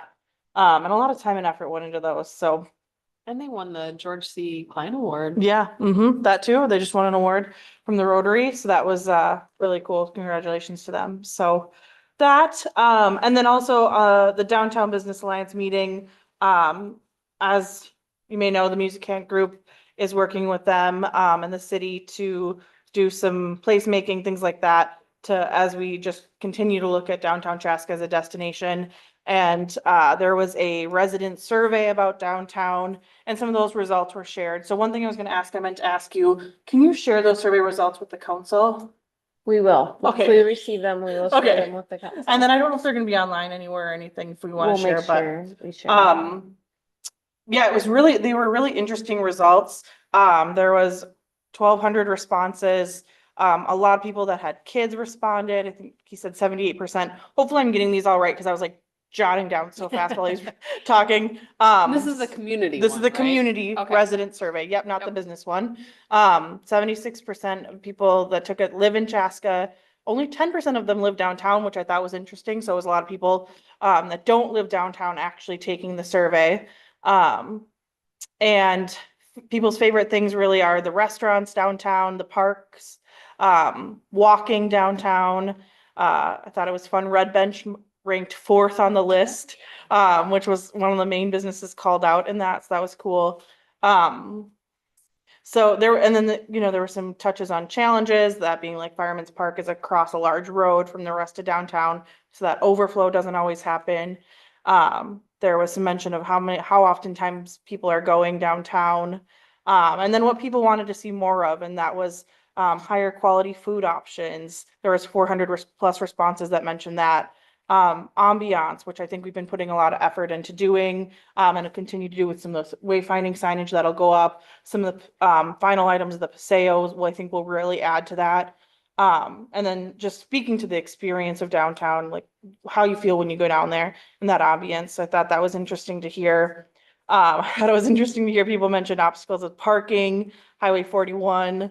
Kind of the word lack came up some. So it was really good feedback, I think, for Max and his team to take back to look at and see what we can do down there. But it was really interesting to hear in general. So it'll be good to get those results when they come out. So Can I ask a clarifying question on something? When we say downtown, do we just mean like where we're at now, or does that mean like all the way over by Cuzzies and all like that old road or old Chaska road? yeah, I think people think about it differently. I think depending on where you live or how long you've lived here, you maybe do think of it. I think some people think of it as anything at the bottom of the hill, so anything as you go down. Some people think of it as just the historic area. So I don't think it's specified in the survey, if I remember correctly. Can't looking more. Yeah, more the downtown business alliance. I mean, I think, yeah, that core historic area, area, but I think it's also just about, you know, we do have Crooked Pint and Fireman's that is across a large road, and how do we, you know, a grocery store that's across a large, and really incorporating that so people walk in that talking about that journey of downtown is all encompassing. So that's a good question. Yeah. And then last but not least question. Has there ever been a thought of like, with all these pedestrian bridges going in, like some type of bridge over, you know, like, I guess Old Chaska Road or whatever that road is? Whatever the one, where the curling center? yeah, like in front of that to bring them over to where Domino's would be, like from I the. think those just, I mean, I'm not an expert, maybe you guys are probably more experts, but I think it has to be so big to make it, like, because you need so much space. Because even our, One of the biggest challenges that, and it freezes here. one of the biggest challenges with those, to get people to use them is there's a lot of those bridges that are put in around the metro area that, you know, they sort of plop them in and they go over a road, but they have stairways that go up. And what they find is that those aren't used very often because, like, if somebody has their bike or something like that, they're not going to push their bike or carry their bike up the stairs and then go across the road. And so that's where, you know, pedestrian tunnels, or sometimes you do see the overpasses. Like I just saw it on 494 is building one right now by Walmart over by Nicollet. Yep. And if you look at the length of Jacoby has one on 169 Yes. by Shutterfly. if you look at the length of those ramps to get those things up and at a ADA compliance over there, it's almost 2 blocks long to get there. So you'd have to literally take off from about the license center and go all the way over. That's one of the reasons we ended up with. That's a really solid question. Yeah, it That's is. a question People that ask that. oftentimes We get get asked. we get that asked all the Mhm. time. Yep. Yeah. Great question. Also along downtown, I'm really excited about this, probably more excited than I should be about a sign, but the public parking signs went in. I drove around after the Downtown Business Alliance meeting to see them, took pictures of them very proudly. So excited. So they look really, really nice. And some of the other signs that kind of just point you around downtown are also up, some of the larger ones. So if you are down there, look up, you'll see them. They very nicely mark the public parking and everything. So that was very exciting, and you can kind of see where some of the historical markers are going to start going in. So those are in fabrication. So I think we'll see those going in soon, and just all very exciting to see it come together. So that's the downtown update I think I had. And then, I guess along that line, Mayor Hubbard and I got to try curling the other day. A little video that maybe won't make it to the internet. We're not sure. Oh, it is? What? Really? I don't think so. Oh, somebody might have posted a picture of us. Yeah. Yeah, there's a photo of us. But anyways, but it made me think and see that their leagues are open. So even if you're a beginner, it's not to discourage you, but it's a little harder than I thought it was. So you should definitely sign up for a league so you can learn how to do it. And the ice is also slipperier than I thought it was going to be. But those leagues are out there and they're in the evening. So I encourage you to sign up through the Parks and Rec programs because it was really, really interesting. We Did you join a league or you just went like? Clay was just teaching us. We're dangerous out there, that's all. Mostly dangerous, yeah. But it was really interesting. So I'd encourage people to sign up. If you're interested in it.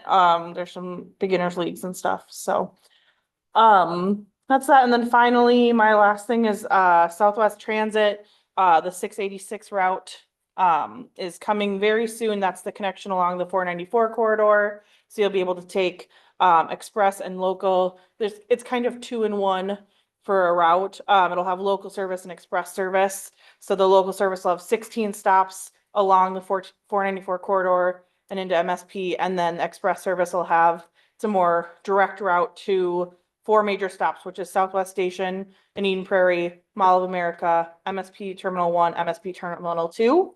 And it's extended hours, which is very exciting. So it's Monday to Sunday, 5 a.m. to 11 p.m. So that's all week long, 5 a.m. to 11 p.m. And you'll be able hourly or just because my husband is a pilot, they'll love this. Yeah, there's a schedule online. I'll see if I have it up. Oh yeah, there it is.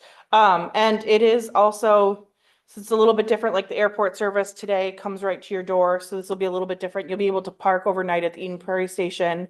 But I think it's exciting. If you do want to still leave from your doorstep, you can book a Prime trip, Southwest Prime trip. They'll pick you up at your door with your bags and you can transfer for free to the express route at Southwest Station in Eden Prairie. So if you still like that, you don't want to park overnight, you can still, it's also very affordable parking. So if you don't mind parking overnight at the Eden Prairie Station, there's also that. So still very, very affordable, good ways to get to the airport or Mall of America or wherever you want to go on this new route. So very exciting for Southwest Transit. And that's the update there. I think that's all I had after I've been talking forever. But the schedule is online, so I'd go there and look because I think very exciting. Yeah, it's all out there on a PDF. So yeah, it's a pretty big deal. Wonderful. All right. Councilmember Graf. Just I've seen it circulate, so I'll remind it, the survey for Southwest Chaska's out there. It's on the webpage right now. I'm looking at it. If you're part of any association that may be impacted, I'm sure they've sent something out. I know I got something from the Baseball Association. I've also been a sounding board to my neighborhood, right, since I live in that direction. So I think this is what I think is awesome about how we do things in Chaska, is things like this, where, hey, we have this big thing, we're gonna do this thing, help us shape what that looks like. Give us that feedback, right? Will we meet everyone's request and be perfect? No, but will we be able to have a lot of space there to do a lot of fun things? Yes, right? So I think it's a good participate. It's open through Friday, April 4th. Yeah, one quick note on that. I shouldn't look at comments sometimes, but sometimes I do. I think and we were talking about today about maybe doing a little piece on how we pay for parks. Yeah. Because I think people don't understand sort of the process that cities use to pay for parks. We have parkland dedication dollars that are provided by developers to help pay for the added amenities that we have to add with new residents coming into the community. And so I think some people assume, we're going to do this and they're just going to raise my taxes and all this. So we're talking about, maybe doing some sort of a informational thing to say, how are your parks paid for? So that people have a little bit better understanding of that, because I think some people can look at this and it didn't really sort of click until I when people see a 55-acre site and they're just like, well, that sounds expensive. I think we're going to be putting something together just to sort of educate people on that. Yeah, I saw some of those comments too. So Yeah, I appreciate that. That was something that I was gonna mention. That would be very helpful. perfect. I miss a lot of things of successes of kids in high schools, but some stick out. So I'm going to take a shout out to the Chaska girls basketball consolation champions. I will point out that the team that won is the team that got beat. So seeding matters. You didn't play Hopkins first, and I think they played Hopkins the closest to all the teams. Hopkins won the championship by like 15 points. I think We only lost by like. correct. I think it was the 5 or closest 10. game. So it's a bummer when that happens. I've been a part of that where the seeding falls and you're only lost, and especially in this case of the consolation, their only loss was the team that actually won it. Yeah. Just a shout out, because a couple things. One, great for them, great success, hard work pays off, really dedication. I went to a lot of their games and you could see them just working through to improve. They have a good senior class, good coaching. But it also amazes me, the number of inspirational moments that occurs. Like that to me is how programs and success gets built. You have to have teams see success because you see the young girls or the young boys. My boys were following that too. It doesn't matter, right? And they see them go to state and they see them on TV and they're like, "That's cool. I want to do that." And so yeah, I know that everyone on that team may not think the impact that they have, but they have a lasting impact on the success of children in the city of Chaska because they see that and they set that up. So thank you for being a role model to young families, to young kids, and to let kids dream to be that someday as well. So just a huge shout out for that. And that is all I have. Wonderful. Yeah. All right. Elise. Nate. Vista. Matt. Just want to remind that we are not going to have a meeting on the fifth Monday, March 31st. So have a fun night off. Disney World. So there you go. Wonderful. All right. Well, just a few things. The employee appreciation breakfast was in between. I can't remember the exact date, but it was the snowstorm. It was the day of the snowstorm. Yes, that's right. I was blown away at the turnout. And it was nice to see our public works crews there, having a little bit of a reprieve and refresh from being out all night long, and great work on their part. That was a heavy snow, and they did good work. But yeah, just so great to see all of the hard work and the turnout. I know Denise and Vicky were big parts. I know there were other people committee wise. I think Elise, you were on the committee as well. So everybody that was on the committee to plan and execute the appreciation, thank you. It was really great to see all the awards handed out and people nominating each other, and see Brian Jung get so many awards. Yes. I thought what was more funny than Brian Jung getting the awards was everybody that was making fun of Scott Selkin for nominating him. So. Yes, so it was really a fun event. I wanted to say congrats to Officer Connor Van Dalen. He is the newest police officer on our police force, and a wonderful thing about Officer Van Dalen, he's been a lifelong resident of Chaska. He was a police explorer. He was a community service officer, and now he's sworn in as police officer. And I just think One other thing too. Oh. He was a Cub Scout when I was Cub Master. Oh, okay. I remember when he was like this tall. So He's overcome adversity. yes, he has. He's overcome adversity. That was his company. Oh, that was a good one, Nate. Well played. So, I mean, I just think that that's just a wonderful testament to our community. Someone, grows up here and they want to work here and live here and really contribute. So welcome to Connor, to Officer Connor. Okay. I know Michaela mentioned the banners and wayfinding around town. So as that kind of comes in through the finishing touches of the highway project, it's gonna look so great. I'm just as excited as she is. I didn't go out and take pictures of the parking signs. I might have taken. But that's just because I didn't think to take pictures of the parking signs. So I was able to attend the Chaska Community Center Carnival. That was not this last Friday, the Friday before. And that was really well attended. It was really fun to see all the families. My son may have begrown me because he's a little old for it now, but nonetheless, it was really cute to see all the families out in the little T-Rex. And that night we went and ate at Crooked Pint.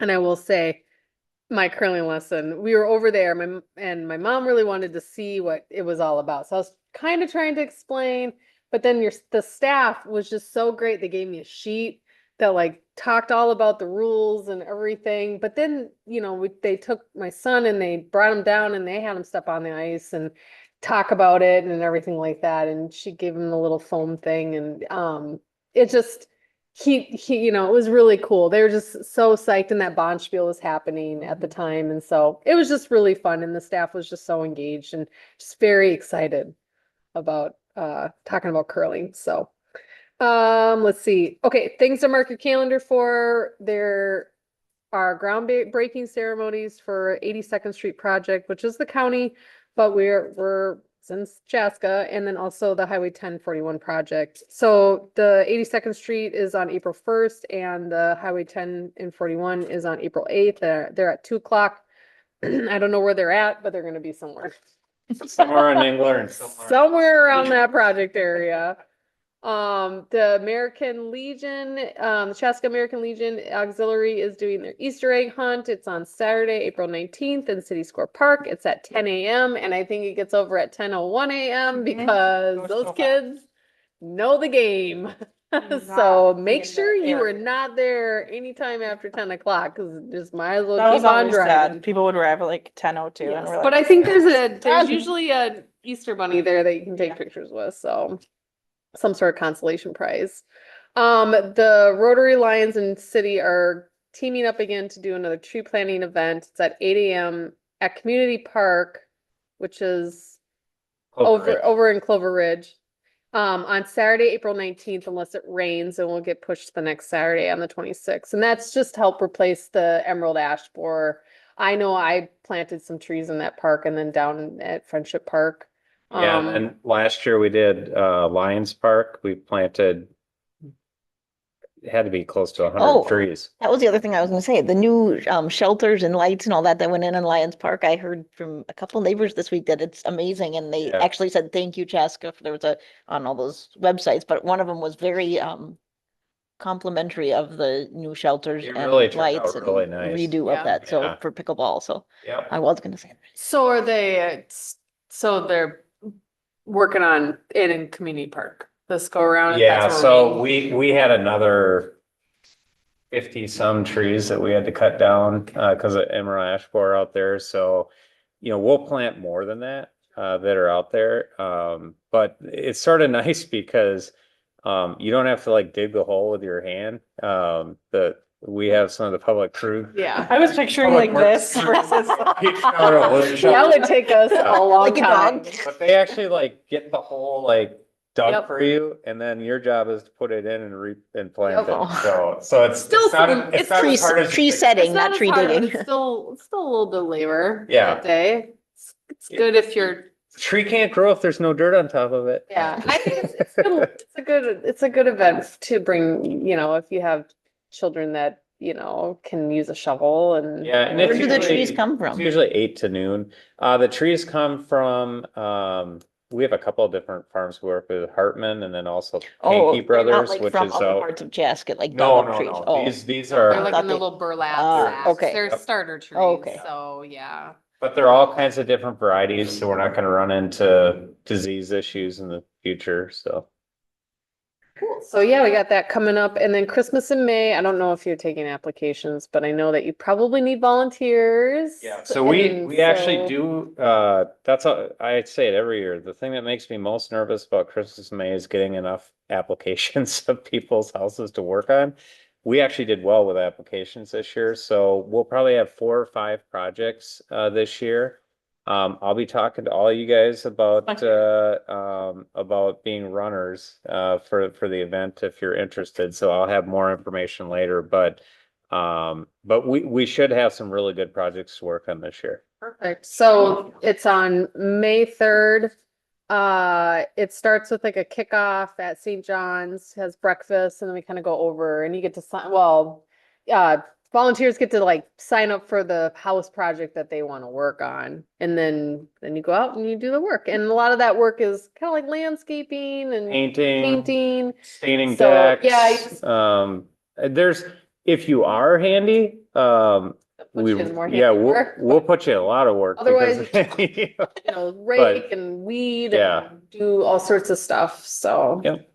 A great way to like meet your neighbors and just other people that live in Chaska too. Like that's probably my favorite part is just seeing people from the community come together to working on things and they meet new people that also live in Chaska and like make friends and stuff. And it's just really cool. Yeah, or Yeah. there are like a lot of folks that don't live in Chaska Yes. that come to help with this because they just think Nice. it's such an amazing event. And so, This is it's really our, fun. so this year is our 29th year.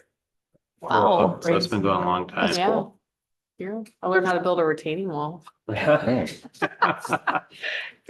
And then, yeah, the next meeting is on April 7th for council, since there's no meeting on the 31st of March. Otherwise, happy St. Patrick Day to all those who are celebrating, and do celebrate responsibly. Call a friend or family member. I got 3 hours left. You don't have the ability to drive. So with that, I'll entertain a motion to adjourn.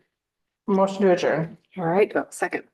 Second. All right, so motion from Councilmember Hatfield, second from Councilmember Shevlin. All those in favor, say aye. Aye. No opposed? We're adjourned.